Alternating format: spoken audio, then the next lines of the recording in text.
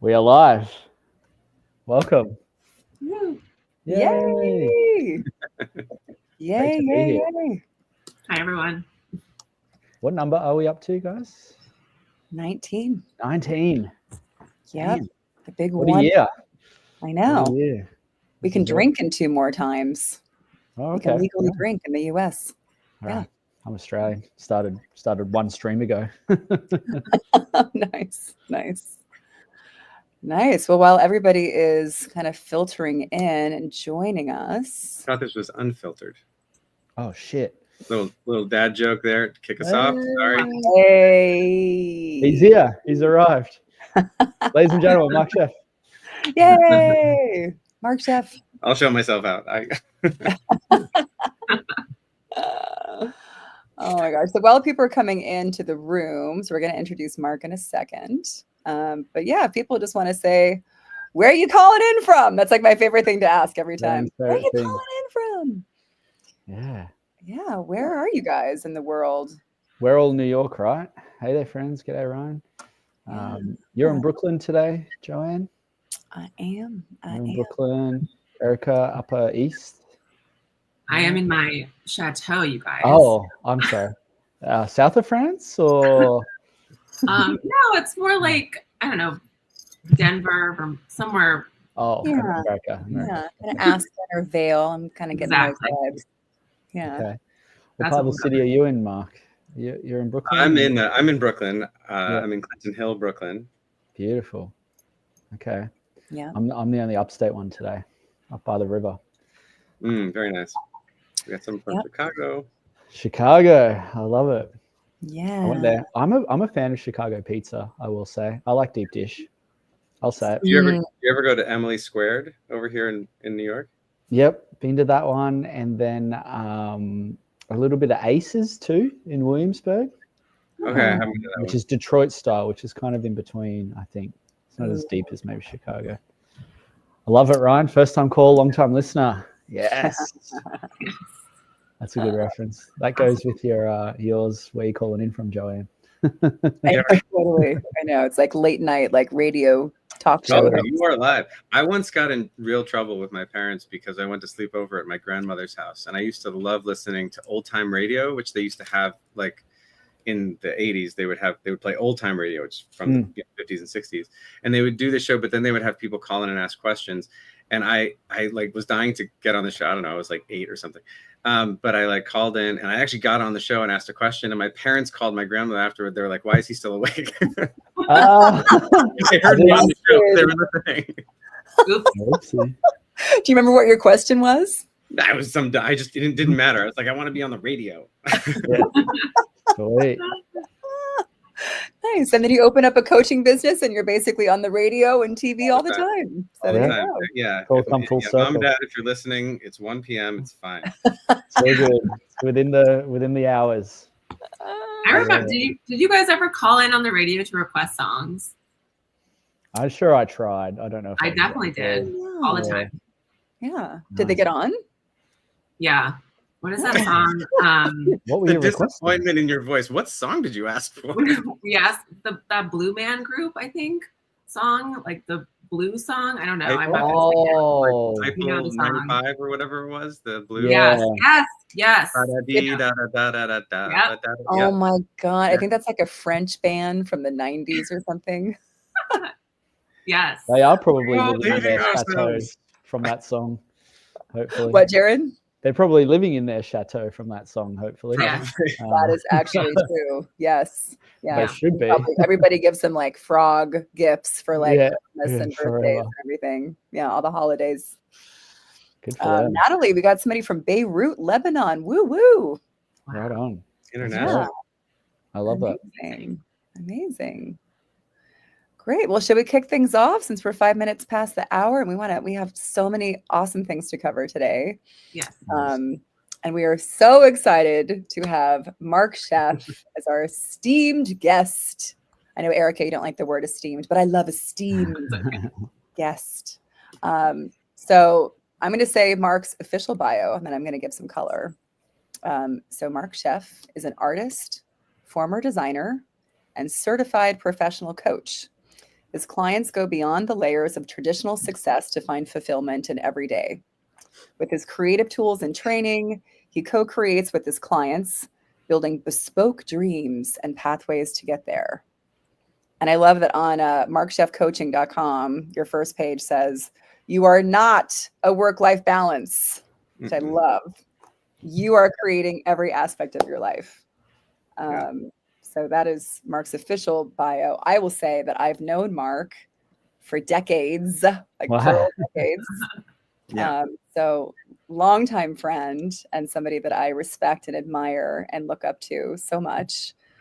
We met in the dawn of the internet back in a startup in San Francisco. So Marc has had a front row seat to this whole crazy tech world for many years. And yeah, I love that you have created this life for yourself, that you've just wholeheartedly jumped into coaching to be a stand for people, for creatives mostly, but it really applies to everybody. Since you are an incredible artist as well, illustrator and painter, and you've hosted these wonderful events where people do live painting. And you just completely jumped in with so much gusto and so much commitment. And I will say, when I did the open house for Unleash Creativity, which is his, I'll let Marc describe that, but it's a coaching program for creative people. Just in the open house, it was just like the appetizer to the whole thing. I walked away with something actionable. Like, I actually opened GarageBand and like fucked around with it, which I had been blocked for months and months and months before that. Waiting on that. Yeah.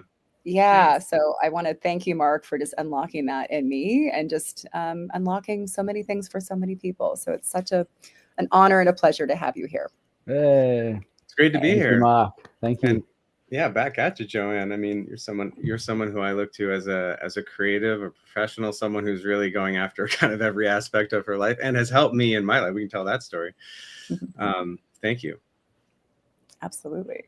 And do you want to tell us a little bit about, what you were up to with coaching, and maybe how people can work with you, but what you're doing? Sure. I mean, I got into coaching in part, and I'm happy to share all these links and everything, but I've been a creative for many years. I've been in tech for many years before and overlapping with that. And then COVID, right? And I think we might all be sort of experiencing, not obviously, shelter in place like we were in COVID, but the sense I'm getting from our little chat before this and the internet, like everyone's kind of overwhelmed, and that's, for me, that's what COVID really was. I had 2 young kids at home we spent years trying to keep them off screens. Then we were impossible to keep them on screens for school, and just insane. And I had a real depression. There was a few other things that had happened in that time, including leaving a job that was a dream for me. But I started to really examine I'm sad. What is it that makes me happy? What is it that brings me joy? And I created this exercise for myself and discovered that it didn't really look like the path that I thought I was on, which is really confronting, but also really liberating in a way, right? Like, you're going after, I was like going back to get the next job in the thing that I was doing. And, my wife was kind of like, I don't think you should do that. I don't think it made you happy, which of course, I'm like, well, let me go think about that. So I did this exercise, and I discovered that what I really loved was the sort of giving back part. Like, I've always been, every time I learn something, I want to tell everybody about it. I want everyone else to get the benefit that I got out of what, whatever it is. And that really looked a lot like what I thought coaches do. There's a lot more than that. But I went back and got, actual certification in how to actually do coaching, how to be a coach, and found that it's some of the most creative and fulfilling work of my life. And I think that the process that I went through is something that is available for anyone. And we'll go through part of it today. I know we're gonna get to some exercises today. So I'm excited for that. Yay! Great. Yeah, it's very timely time, I feel like, for some of this as well. And I think like creatives in particular can benefit more from some of this guidance and this unblocking that you talked about as well, Joanne. I feel like we work with so many designers and so many creatives, and this is like a time in both the professional market in their jobs and their careers, which is coming with a whole new set of challenges.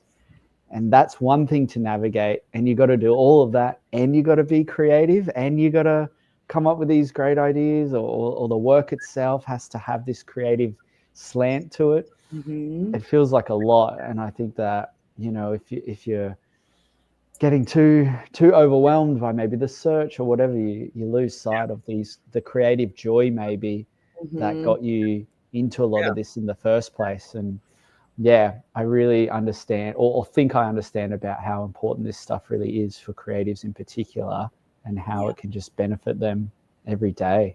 Yeah, I think creatives especially understand it. I think it's true and available for really anyone. But I think, you know, when I talk to creatives, and it sounds like, you know, when you talk to creatives, there's a certain kind of like, I don't know if it's like tribal language or, you know, or sort of vocabulary that like we kind of all understand. So these processes might feel a little familiar. What were you going to say, Joanne? Sorry, I cut you off. Oh, well, no, that I'm guessing, you know, Jared and Erica, you know, and where we sit as recruiters. Oh, and by the way, just to introduce you guys too, Jared Treadley, Erica Fortgang, awesome UX design recruiters, woohoo. That I feel like, and I'm guessing you guys too, are fielding these calls with candidates, or, you know, job seekers, designers.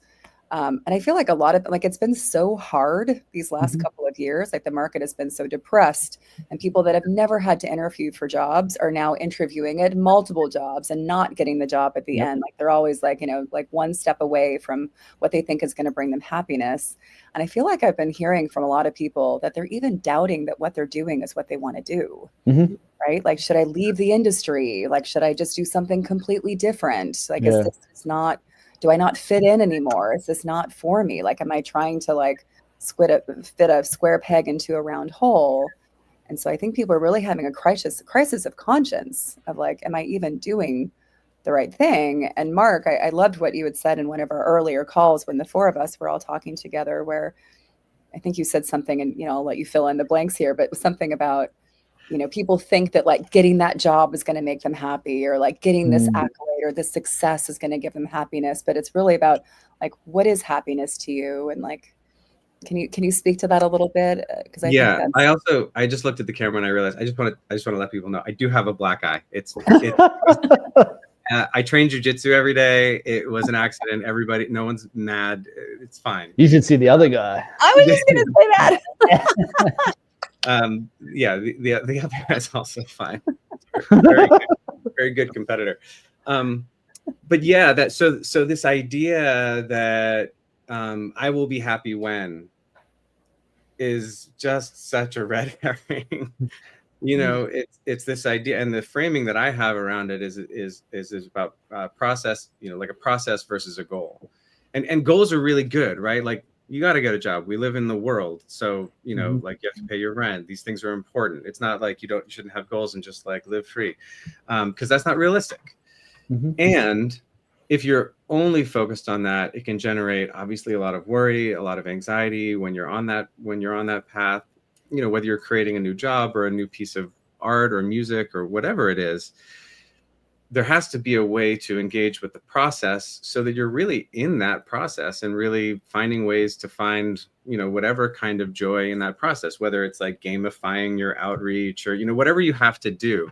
I love the no game. Have you heard of the no game? What's that?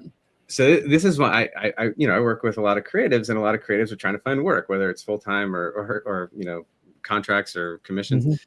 And you'd be so surprised. I mean, maybe you wouldn't be surprised, but how many people you talk to and you're like, all right, you got your resume, you got your things, you're going to go. And then you talk to them next and they're like, oh, I didn't really talk to anybody. The no game, I love. I got it from one of my coaches. And it's basically, you sort of set a number for yourself for the week or the month. And you say, I'm going to collect 20 no's this week. I love that. And what it does is it kind of like, it gives you a competitive advantage, because you're actually out, like, your goal is no longer to get that job. I mean, obviously, if you get a yes, bummer, you lost the no game. Right? So you win either way, because if I go out and I'm like, I'm going to get 20 no's, and you hit your number, it feels good. You've tricked yourself in a way to making it feel good, but you're also in the process. Yeah. That's one way to sort of trick yourself into enjoying the process. And I know, like, especially for those who are listening, if it's been a month or months and you're, and it is a real struggle, I get it. I'm not discounting that. This is the sort of tragic optimist view. We're not going to be like, everything's fine because I got 20 no's. If it's not fine, it's fine. Feel your feelings. But also, like, there's ways to engage with this that can make even something like that fun. Yeah, I like that. I do something where it's like when I'm doing like new business or outreach, like I'll give myself points for like, how significant was the thing that I did. Like if it was a Zoom call with a potential new client, I'll give myself like 10 or 20 points. If it's like an email to somebody that I already know, we're already in communication, but maybe I'm like asking for something, maybe that's like a point or 2 points. It's just like a way to gamify it, just to make it more fun, as opposed to just like, I'm just working in this vacuum and I have no idea what I'm actually doing. Never ending. Yeah. Right. Yeah. So it's just, and at the end of the year, it's like that I'm going through my list and I'm like, oh, like who do I want to keep in touch with the next year? So it's like just a way that I can just kind of keep everything together and organized, Yeah, I like that. Absolutely. Some good tips. Yeah. Good tips. Yeah. I liked your question in the chat there as well, Mark. What's a word for how you are feeling today? I'm into that. Yeah. I asked that because, when we're on the street or in the call, you might have said, how are you today? Oh, I'm great. How are you? Meaningless. Yeah. I usually like to ask it twice. When you ask it the second time to someone, then they really think about it. Yeah. Can you be more specific? Is a good follow-up. Good is my answer when somebody asks me how I'm doing, if I don't really want to go deep or whatever, my answer is always net positive. Oh yeah, that's a win. It's a nod to the complexities of my feelings without necessarily being like, oh, well, since you asked, people like, okay, I really didn't care. I really just wanted to take your coffee order, but anyway. Yeah, exactly. Same again, latte. Yeah. Did you want 2 sugars? Yeah. I mean, I just did this thing which blew me wide open called the Hoffman process. I know I've talked to you guys about it. It's I've got a little performance issue alert, so if my thing goes away. And one of the many things that we do is we, like, every single day, it was a 7-day thing, off grid, no phones, and every day you wake up and you talk to your coach and she'd say, I had a female coach, how much did you sleep? And how are you feeling? And you couldn't ever be like, good. And they gave you, I don't have it here, unfortunately, but, a list of like 100 different feelings, and you look and be like, I'm feeling grounded. I'm feeling worried. I'm feeling mildly anxious. I'm feeling fulfilled. I'm feeling, like all these different words for like, what is the feeling that you're kind of in touch with, and the reason I ask it is because it's just sort of a good place to start. Because we can sort of pretend like we're good and move around the world like we're good, and it is completely out of alignment with what's actually happening. And we might make some bad decisions based on how we want people to think that we're feeling. And all of a sudden we're not being authentic and blah, like things fall apart. Yeah. So what do you suggest? Like if somebody asks you how you're doing, I mean, I know that your answer is net positive, but like how deep do you go? I guess it depends on the audience, but do you have any advice to people around like how to answer that in an authentic way? So they're not just like, oh, it's another piece of bullshit that I'm doing. And so I have like a little hit against myself when I do that, but then how do I not overshare? Yeah. I mean, I won't lie. Like if, in certain situations, we were like, how you doing? I'm like, oh, I'm pretty good today. Like, and I'd like a latte, like I don't need to bother everybody with my feelings. Audience is important. But if if I'm at dinner with friends and they're like, oh, it's great to see you. How are you? Like I had dinner with, I don't know if you ever knew this guy, Brian Baer, who's a coach out in San Francisco. But he came to New York and he was like, can we meet up? And I haven't seen Brian in 15 years. And I was like, I got to meet this guy. So we met up and he's like, how you doing? And I was like, well, and for him, we have a background of coaching, of being in a men's group together. And so, I was able to say things are really complex right now. So that's an answer, and then based on the reaction, you can be like, we're just going to leave it there. Or, Yeah. all right, Yeah. maybe let's go deeper. Yeah. Everything can be an invitation in these conversations, but I also think it's really important to have these conversations with people. Like, you need to have a place. I'll speak for myself and literally everybody I know. You need to have a place where you can share your feelings, share your wins, you know, even small ones. In my Unleash Creativity Club, we do Friday wins, and I encourage people to share, like, did you get through? Are you still alive? Like, that's a win. Did you, you know, like for me, a win of mine every week is I got my daughter to school every day, which some days is a bigger win than others. But for me, it's like, well, of course I'm going to take my daughter to school. That's my job. It's not even my job. It's just like, it has to happen. Like, there's no, you know, it's an obligation. It's a responsibility. It's all these things, but I did it, right? Like, I showed up to it. You know, I applied to 3 jobs this week. I wanted to do 20, but I applied to 3. Okay. So like these small affirmations is such a, I like roll my eyes at all this like gratitude affirmations, but it's a way. Somebody said something recently that really landed for me about gratitude. It's not necessarily about sort of gratitude in name only, like, oh, I'm really grateful for flowers, and, you know, maybe you are, but like, you know, like sort of like, let me come up with 3 things. But to really sort of take a minute, we talked about breath, take a minute and just take a breath in and see if you can like receive the gratitude that you're actually talking about in that moment. So like, Can we actually do that right now? Can we like all take a breath? A collective breath. A breath. Yeah.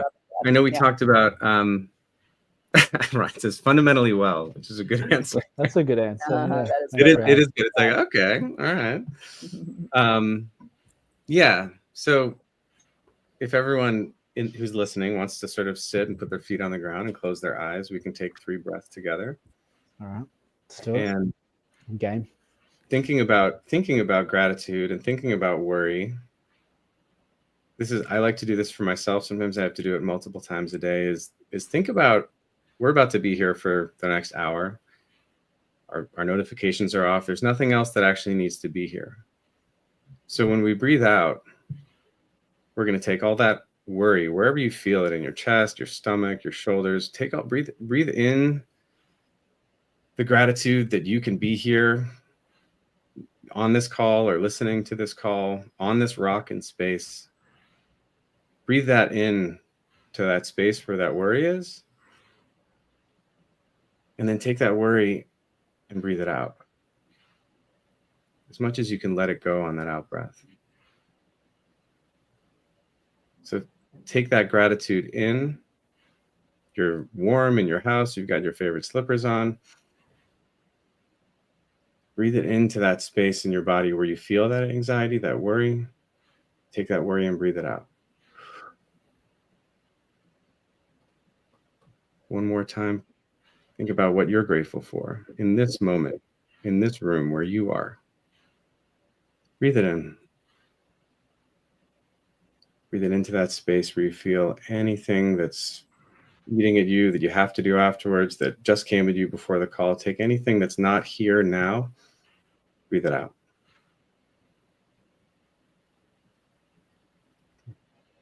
I like to rub my hands together after something like this, get a little energy.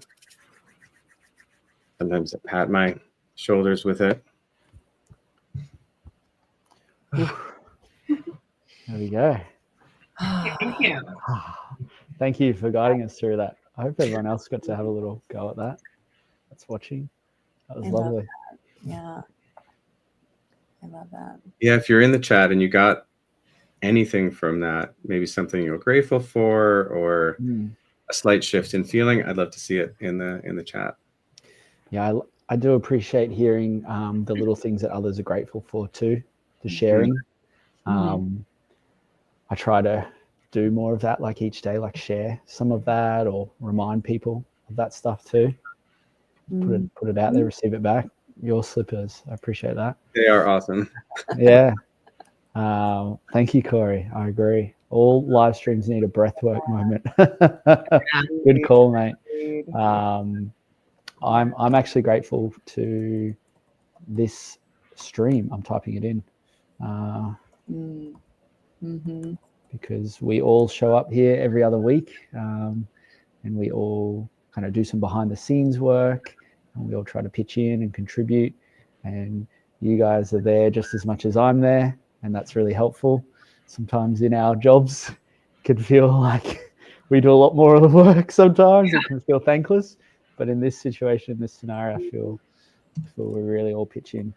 Yeah, I know. What a beautiful community this has been. It's been really, really amazing. It's very cool what you guys have created. Yeah, it's neat. And that breathing exercise for me also opened up the idea of like just being present with your feelings. It's really hard to do that when you're not feeling great. You're feeling anxious. Like the last thing you want to do is sit there and face it. Like last night, like I came home, like I had a really, it was a stressful day for me. I was just kind of feeling bad about myself when I got home. I was just very tired and just like overworked. And I just had this like pit in my like solar plexus, like just very anxious and just feeling shitty. And the first thing I wanted to do was just like, go have a drink. That'll like calm me down. Like end of a long day, have a drink. And I was like, no. I'm gonna stay with it. Maybe I had a drink later, but before I did that, I was like, I actually want to be present with this and just like kind of feel into it and acknowledge it. And that's actually the thing. And they say this like when you're having a panic attack, like don't try to like tamp the panic down, like actually run towards the feeling and meet it where it's at and acknowledge it. And that actually ironically makes it dissipate. Like it makes it go away. It's almost kind of like an entity that needs some attention. And it's like, I just want you to like acknowledge me and like, what am I feeling?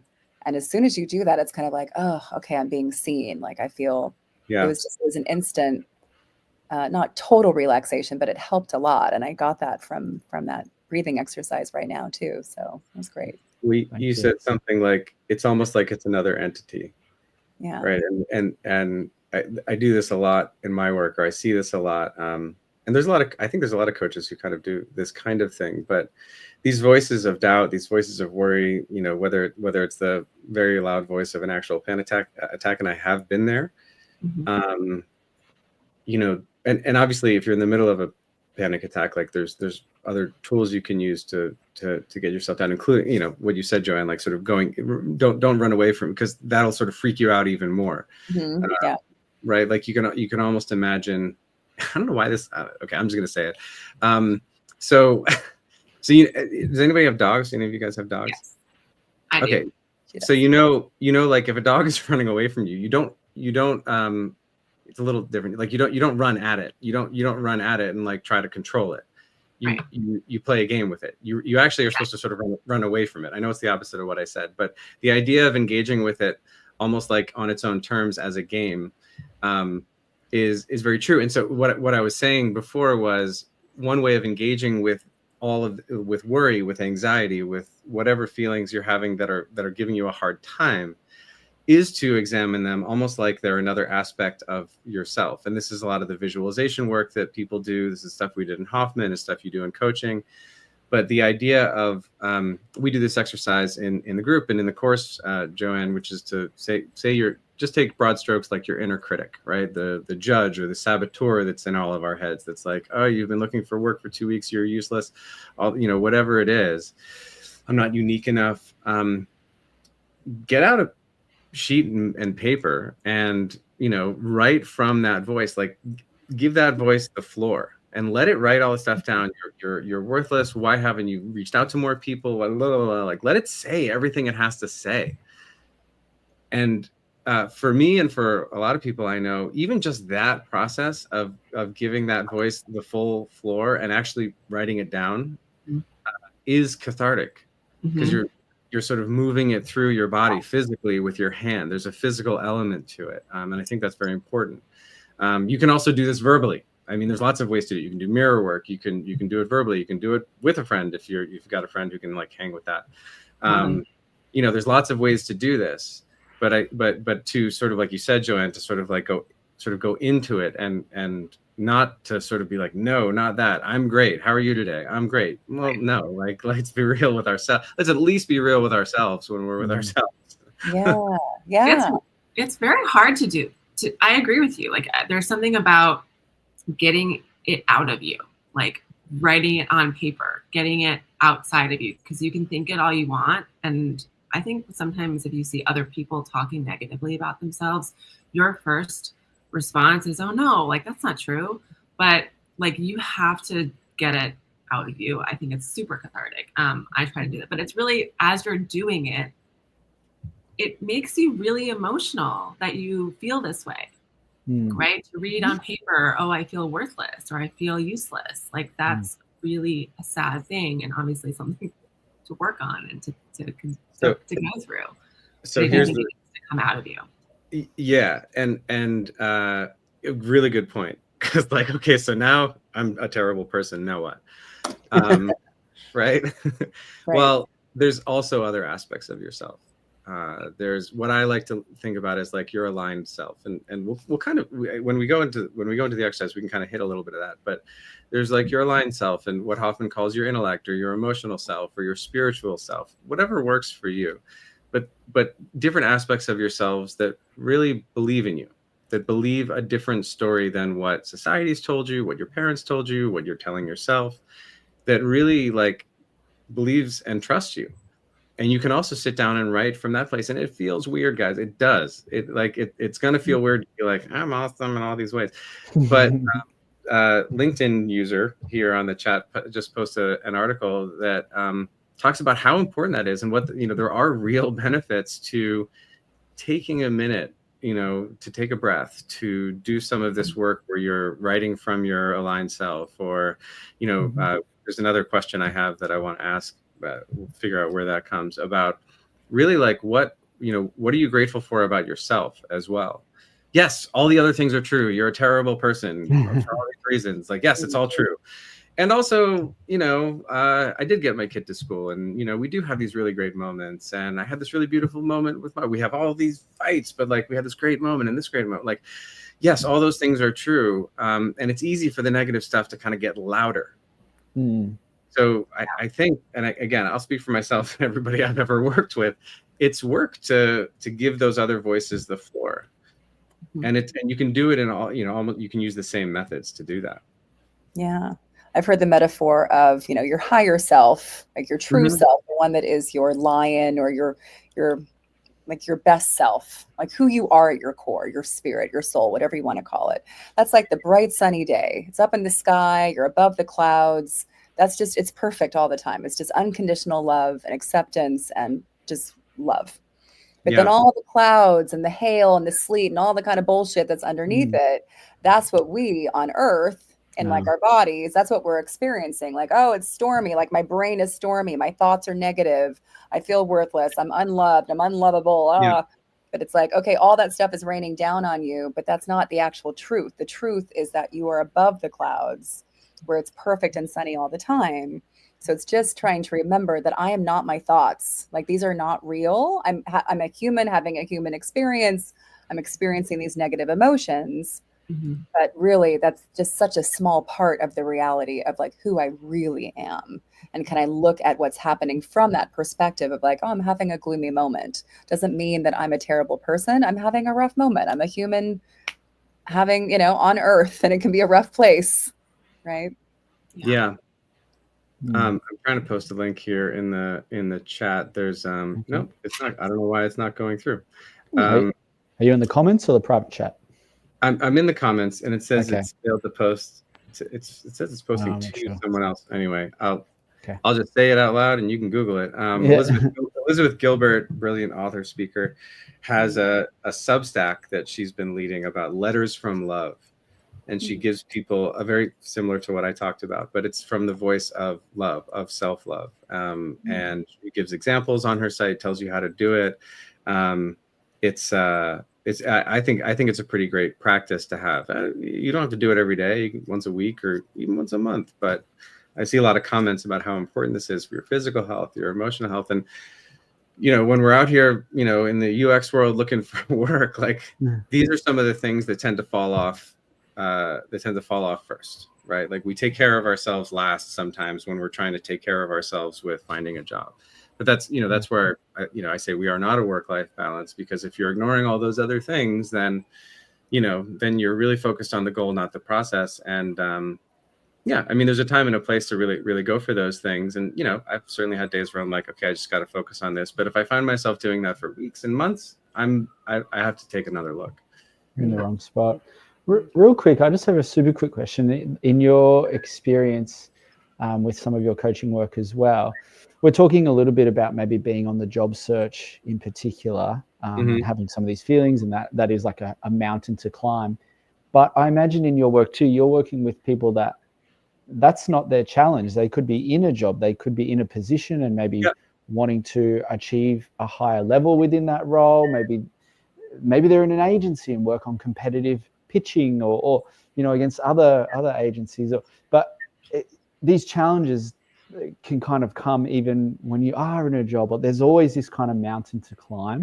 Are there are you seeing other scenarios a lot like that too for creatives, that there's always sort of some sort of other challenge? There's always another mountain to climb. I mean, the interesting thing about being, and I think, as Joanne said, especially creatives, because we're really good at imagining stuff, which also, by the way, makes that voice of doubt really special. Like, what if you die? You're like, oh. I mean, none of us get out of here alive, but I do see sooner than expected. Yeah, right, in a very bad way. So the mountain metaphor is great, right? Because you can imagine your life up until wherever you are now, 20s, 30s, 40s, and later. I work with people. I've got people in my group in their 60s, and all the way through there. So you're climbing the next hill ahead of you always, and that might just be, okay, I want to see if I can get that job and do that job. It might be something deeper about yourself. I want to see if I can create more time and space for myself. I want to do that for it can be in any aspect of the life wheel, so to speak. And the thing is, whenever we get to that mountain peak, hill, whatever, okay, now we can actually see the next one. Now we don't have a mountain in our way, and we're like, oh, there's another one over there. That's the next thing I'd like to do. I just had a call with someone who's 73, has run 2 7-figure businesses, really interesting person, and is having this question about like, what is that next thing? You look at her life and say, well, you've done everything. Why don't you just chill? But that's not how humans work, and definitely not how creatives work. So we're always kind of looking ahead. The downside of that is that we're, there's a part of ourselves that's literally never satisfied, right? Because we're always working towards something. That's why, when you said at the beginning, like, if I can only get this, then I will be happy. Happiness is the process, and not the things that you have or things that you did. So I like that mountain metaphor a lot, because it's a good visual about how we kind of move through life. And, ideally you're moving up and the next mountain's bigger. Sometimes, like I kind of felt like I was like, all right, I'm going to kind of leave that mountain behind, go start over on this other range, I'm going to go back to school, back to training, whatever. But I was excited about moving in that direction, because I could kind of see from my perspective what I wanted to do. And I got excited about the process of doing that. Not I have to go to school. I have to do a year of work. I have to do, I have to get my hours. I have to do all this stuff, but I get to. Yep. I get to. I love that. That's a good one. I love that.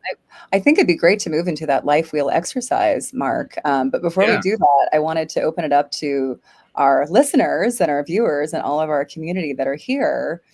Do people have any things that they want to share that maybe you guys are grateful for? Or is there like a sticky feeling that you're grappling with that maybe you'd like to be able to run towards or figure it out? So this is kind of a 2-pronged question. You can answer it however you want to. I definitely think with some of the grappling with things, one benefit that sometimes I get from sharing that stuff with you guys in particular is that I'm often not alone in the challenges or struggles that I face in my role in this job. When I voice that out loud and I immediately get like, oh yeah, I deal with that so often too. I think, oh, okay, good. Like that helps. That helps. I don't feel much of our jobs, especially, it's like so behind the scenes and so like confidential. So it is nice to be able to share that Yeah, not everyone has visibility on what we do, or so it definitely helps me sometimes to know I'm not alone in some of that push. So and for designers, I think maybe whether they're on the job search or they're in the career progression kind of track, they're really trying to get to the next level. Especially in the last year, I think promotions have not been great. You know, there hasn't been as good a clearer track for that, and it can feel there's a level of stagnation, just even if, you know, within a role. I think knowing that you're not alone in some of that's a shared struggle with other people in your space. There is a power to that. It's not an answer, and it doesn't solve the problem, but at least but there's research out of Berkeley that it's like remarkably. It seems like when I say it, it's gonna be like, oh, duh, but like, I just money well spent on the research. Yeah, I mean, I don't know how they do all this stuff, but it's good. It's just good that a scientist said it, not just me. But you know, I was doing research for a book that I just did a couple chapters for that just came out about self-care, and I don't like that term because it doesn't mean anything. But really, it's about like taking care of yourself, right? Like we all want to take care of ourselves, so let's just use English. And this study out of Berkeley, you know, they did a study with a ton of college students, and it turns out that, you know, regular, generally positive interactions with other people has, you know, physical benefits, mental benefits, financial benefits, psychological benefits, like across like 7 different, you know, categories. Just having these regular interactions, and certainly having a group. You know, they did it with a group. I think they did it with college students. So there was a thing that they all had in common. You know, maybe they were all different, you know, majors or whatever, but they were all in something together. So, you know, maybe you're on the job search and you're, you know, in a community of, you know, people, or talking to other people who are also in my Unleashed Creativity Club.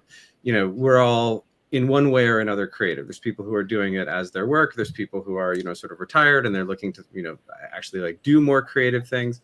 And that's what I hear a lot of is like, it's like that deep breath. It's like, whew, okay. Like, I'm not the only one who has a hard time. This person who does it every single day, it is on Facebook and Instagram and posting about all their work all the time, they're feeling it.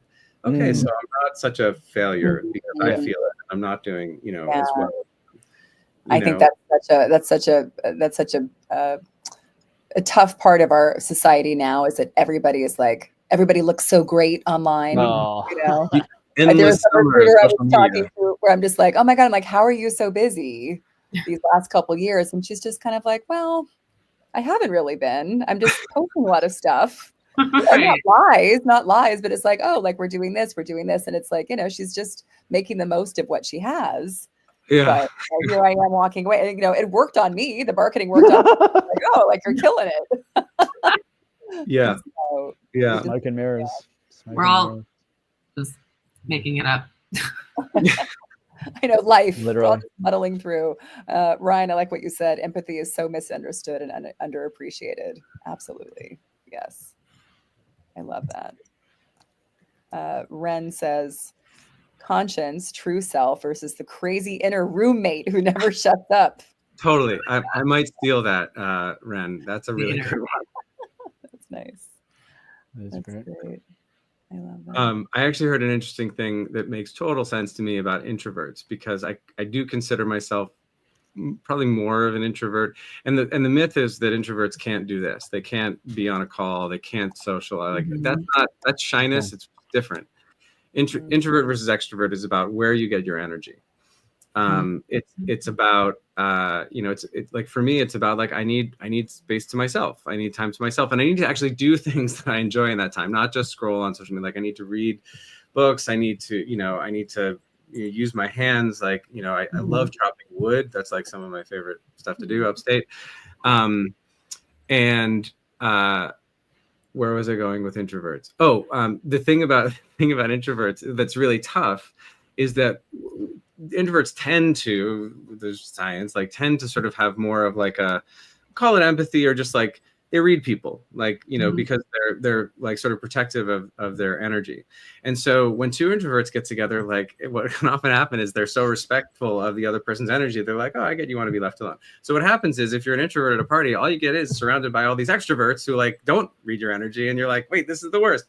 So one of the things that I really like about the groups, you know, that I'm working with is there are folks in there who are introverts, and we have, you know, and we have space for that. And we actually have even some sort of trainings around how to sort of engage with that, because everyone, you know, everyone is on the job search, or whatever everyone is doing. We're all coming at it with different energies and different needs. And that's where it's really important to listen to that voice of, you know, self-love, or the higher self, the aligned self. Yeah, Josh, chopping wood for me. I mean, when I went to the Hoffman process, you know, there is some physically expressive work, and, you know, want to sort of get some of these feelings out. And, you know, they were all like, oh, does anybody have anything at home? And I'm like, I absolutely do. Like slamming into wood with a sharp metal axe, like there's no better feeling. Yeah. And to think about sort of connecting that activity with working through a feeling, or looking through a feeling, like you were saying about panic attacks, John, being like, I'm feeling really anxious or angry, or, you know, what, or happy, or whatever the feeling is. You don't have to have a negative feeling, but to physically work that through is, I think a very powerful thing. I feel like that's come up a few times on Design Unfiltered, that I think people get in this hamster wheel of like, I have to work on my portfolio and my resume, and I got to send it out to 20 people every day. And then I got to rinse and repeat and do it all over again.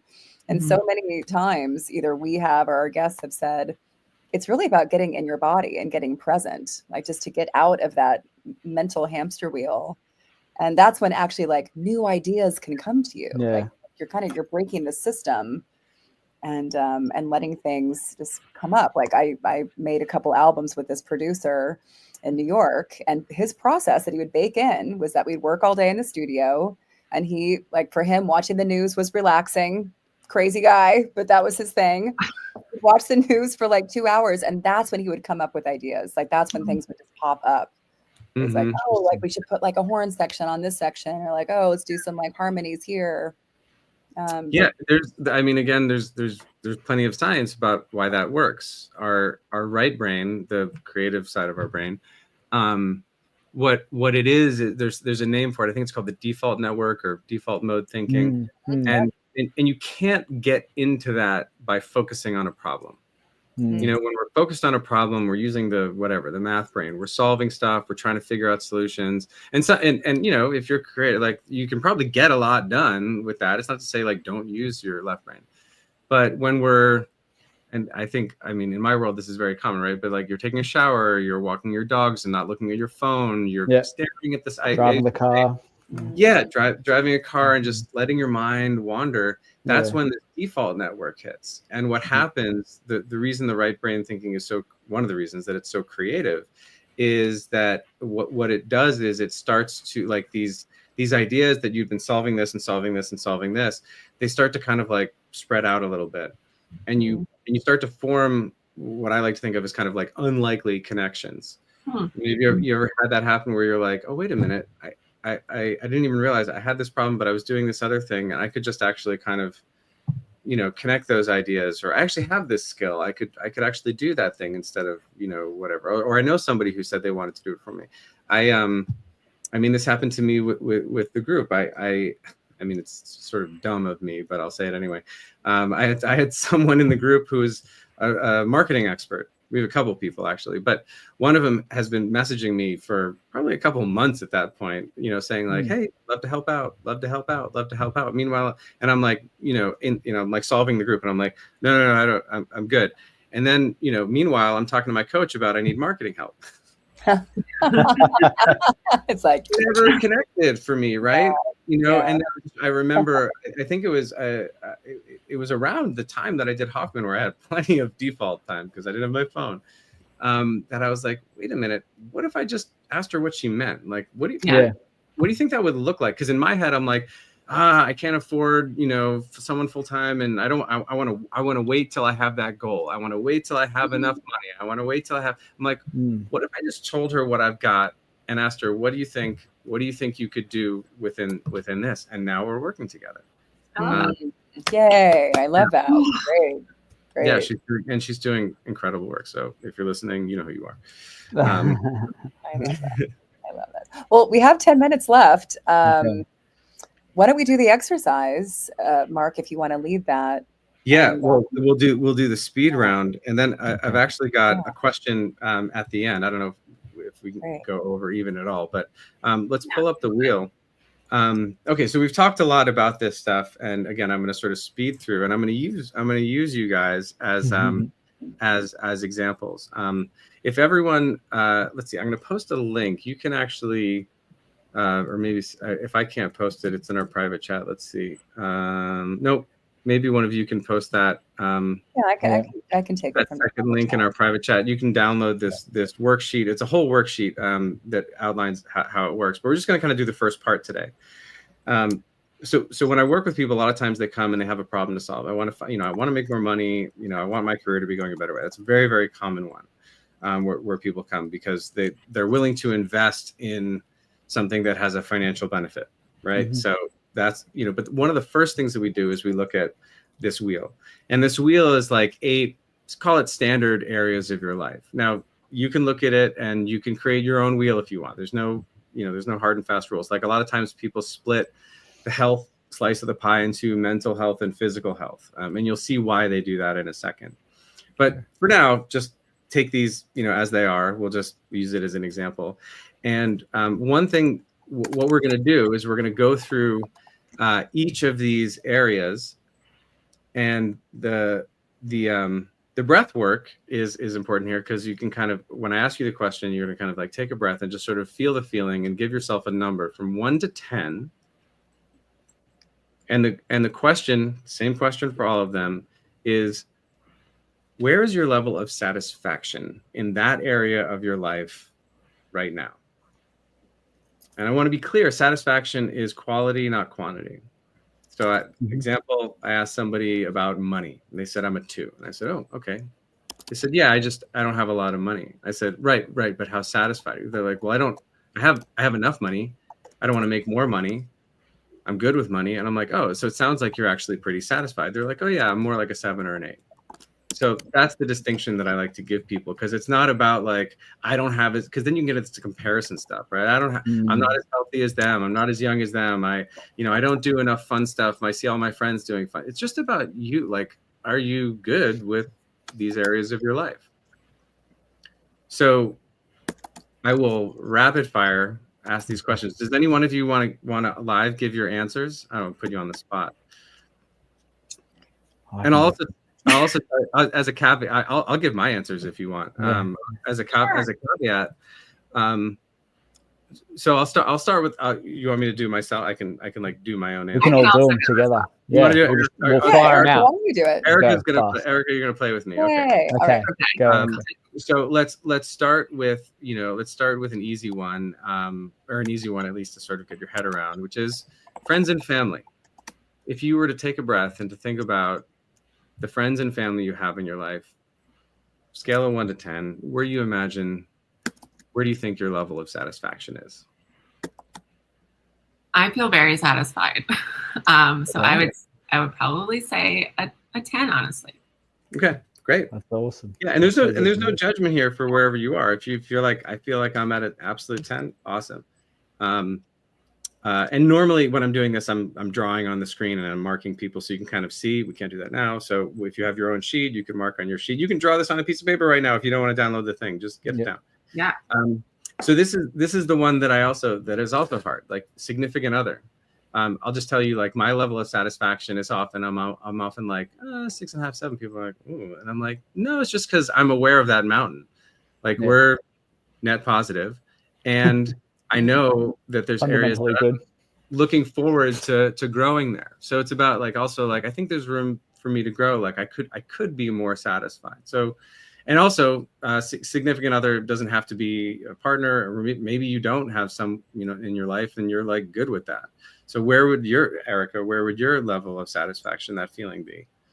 I don't have a partner, so I'm not satisfied with that, honestly. And you're not, okay. But yeah, I mean, I'm also happy-ish with where I am Okay. currently anyways. So I would probably say like on the lower end, maybe like a 3 or 4. Okay. Let's rapid fire these next ones because I know we got time. But your education, your personal growth, your learning, what's the number there for satisfaction? I would say probably a 6. Okay.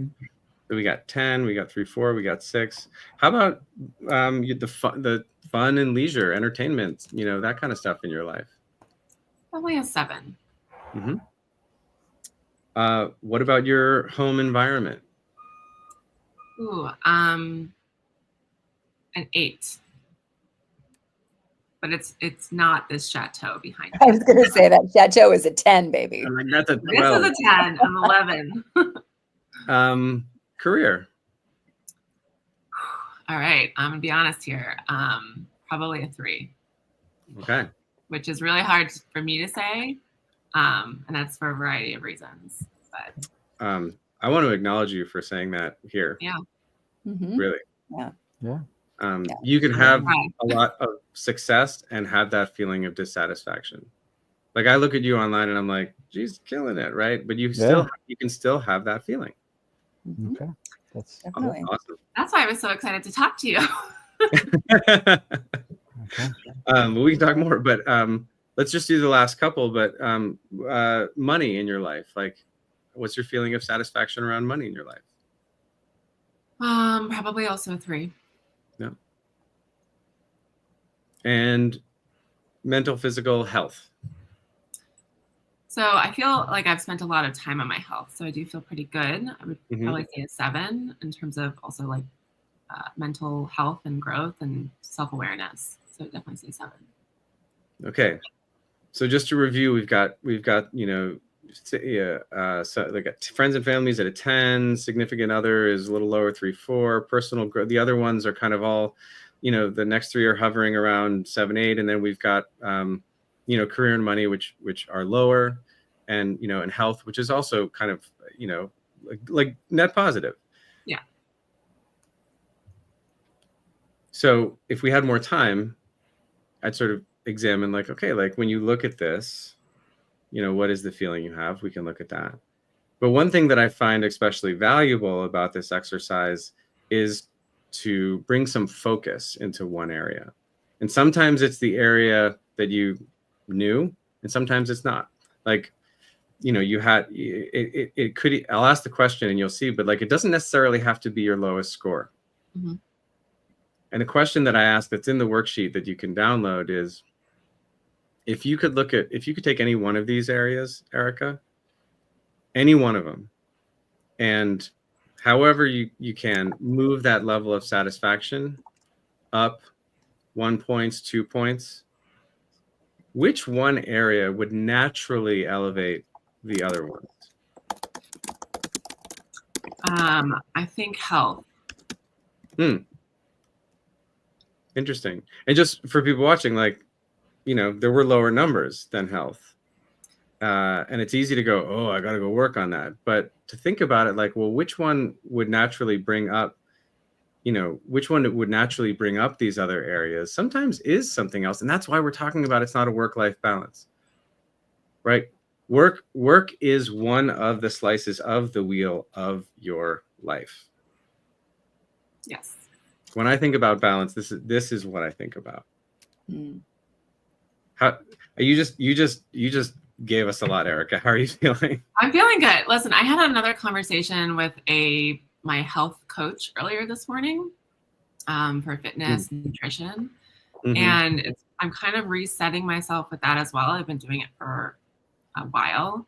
And at some point you kind of get like stuck and you just feel like I need a freaking reset. So I always know that sleep, as little as I get, is really helpful for every other aspect. So we made like a plan this morning, like get in bed by 9:30 or something. So that's a good follow-up question. Yeah. Again, it's in the worksheet, but for people who are watching and don't download it, it's like, okay, so you do these levels of satisfaction. You identify the area that would naturally affect other areas. And then exactly what my next question would be. Well, what's one thing that you can think of that would start to move that in the right direction? It sounds like sleep. Mm-hmm. Yeah, Even I've always been a night owl. I feel like a lot of creatives are night owls, and it's really hard to like change that. So I'm conscious that, you know, when I first got my dog, he used to wake me up really early, and I was like, oh my God, it's 5 a.m. I never get up this early. But I actually really loved those hours, especially in the city. It's so quiet. So I really want to get back to that.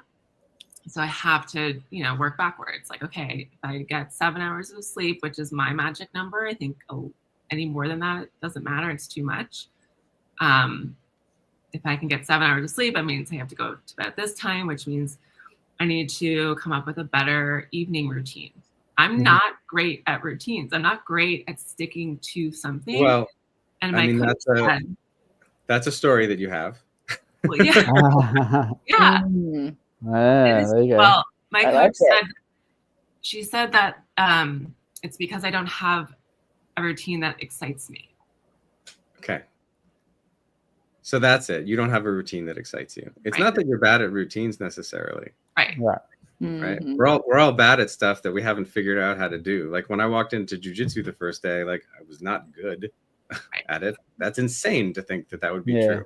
Yeah. When you're like starting to approach a new practice, whether it's routines or habits, you know, it's great, I think, to just acknowledge that you've got that, you know, you got that white belt on, you've got that beginner's mind. Like there's more for me to learn here than I possibly, you know, than I could possibly probably ever. And you start with what's in front of you.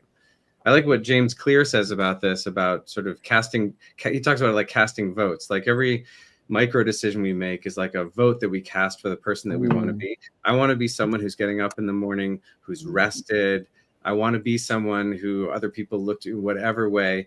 And going to bed half an hour early is me actually casting a vote for that, you know, for me. I love that. Yeah. I love that. Marc, I feel like we could talk for hours and hours and hours. That was such a beautiful coaching session. Thank you for doing that with Erica. Well, thank you, Erica, for playing along. Thank you. Yeah. And thanks to everybody who joined today.